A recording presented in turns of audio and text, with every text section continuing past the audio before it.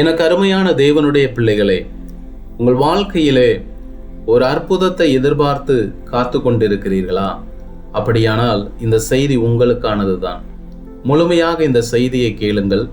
கட்டாயம் ஆண்டவர் உங்களுடைய வாழ்க்கையிலே ஒரு அற்புதத்தை செய்ய வல்லமையுள்ளவராக இருக்கிறார். நம் வாழுகிறதான இந்த உலகம் பிரச்சனைகளும் சவால்களும் போராட்டங்களும் நிறைந்ததான ஒரு உலகம். சில வேளைகளிலே நம்முடைய பலன், நம்முடைய அறிவு, நம்முடைய ஞானம், நம்முடைய அனுபவங்கள் எல்லாம் தோற்று போய் நாம் மிகவும் சோர்வுறக்கூடிய காலகட்டங்களிலே இந்த வாழ்க்கை பயணத்திலே நாம் பிரவேசிக்கக்கூடும். ஆனால் ஒன்றை மறந்து போகாதீர்கள், உங்களுக்கு ஒரு அற்புதம் செய்ய தேவன் உங்களோடு கூட இருக்கிறார். நம்முடைய தேவன் அற்புதங்களின் தேவனாக இருக்கிறார். அவராலே கூடாத காரியம் ஒன்றும் இல்லை என்று சொல்லி கர்த்தருடைய வார்த்தை சொல்லுகிறது.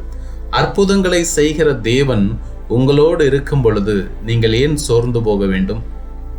மத்தேயு எழுதின சுவிசேஷத்திலே 9வது அதிகாரம் 18வது வசனம்.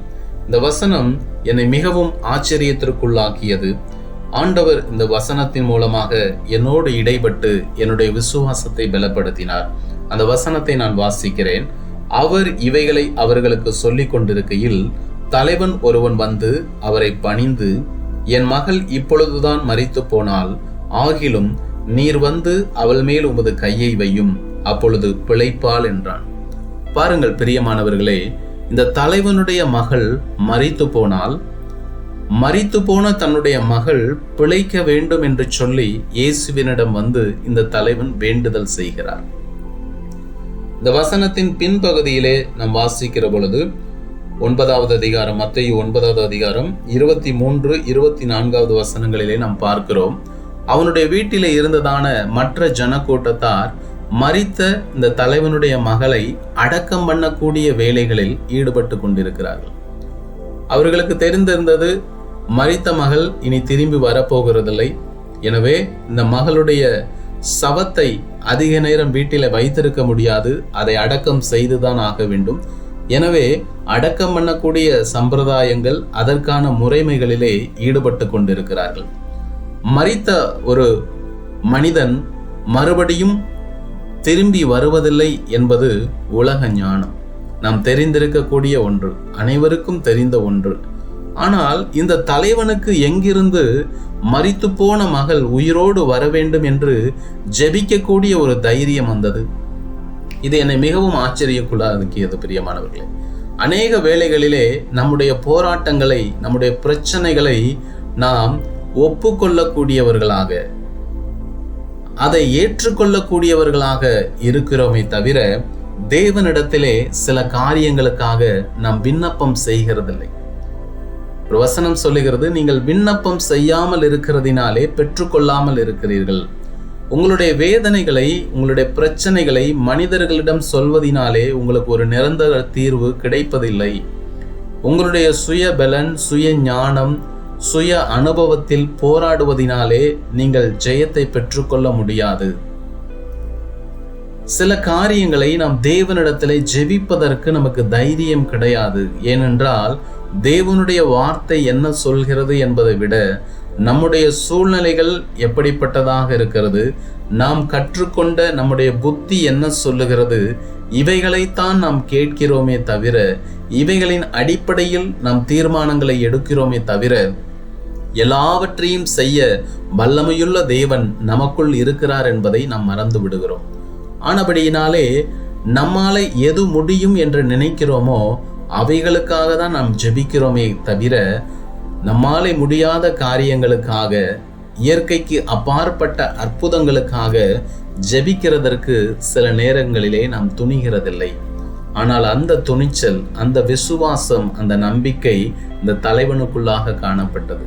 என்னுடைய மகள் மரித்தது உண்மைதான், ஆனால் ஜீவனை கொடுக்கக்கூடிய வல்லமை இயேசு கிறிஸ்துவுக்குள் உண்டு. காரணம், அவர் ஜீவனின் அதிபதியாக இருக்கிறார் என்று சொல்லி இயேசு கிறிஸ்துவை விசுவாசித்து அவரை தேடி வந்து இயேசுவினிடத்தில் வேண்டிக் கொள்ளுகிறான். என் மகள் மரித்து போனால், ஆனால் நீர் வந்து கையை வையும். ஆராதித்தான் என்பதாக சொல்லப்படுகிறது. சோர்வுகளின் மத்தியிலே, பிரச்சனைகளின் மத்தியிலே உங்களுடைய பிரதியுத்தரம் எப்படிப்பட்டதாக இருக்கிறது? சோர்ந்து போகிறீர்களா? உங்களை நீங்களே நொந்து கொள்ளுகிறீர்களா? அல்லது தேவன் மீதும் மனிதர்கள் மீதும் கசப்பு கொள்ளுகிறீர்களா? வேண்டாம் பிரியமானவர்களே, அதாக இருக்கக்கூடாது நம்முடைய பிரதியுத்தரம்.